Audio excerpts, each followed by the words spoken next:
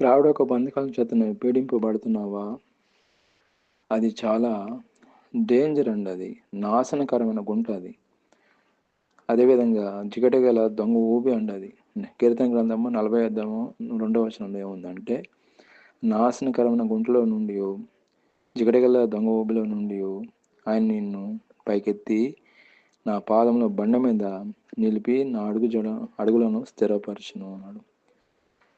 ఇక్కడ మన వాక్యం చూసినట్లయితే నాశనకరమైన ఊబిలో నుంచి, త్రాగుడక బంధకాల నుంచి, అదేవిధంగా మనకి ఎలాంటి వ్యసనాలు ఉన్నా ఆ యొక్క వ్యసనాల నుంచి ప్రభుని యేసుక్రీస్తు ప్రభు యొక్క బండ మీద మనం నిలబెట్టి మనల్ని స్థిరపరుస్తాడు దేవుడే.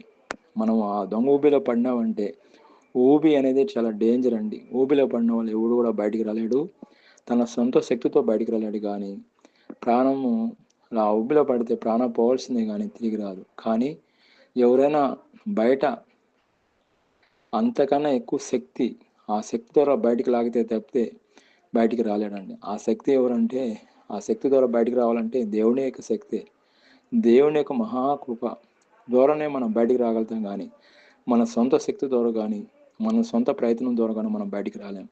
కాబట్టి దేవుని యొక్క సహాయం వల్లనే, దేవుని యొక్క శక్తి ద్వారా, మహాకృపను బట్టి మనం ఆ పాప ఊబిలో నుంచి బయటికి రాగలుగుతాం. దేవుడి వాక్యం దీవించిన గాక. ఆమేన్.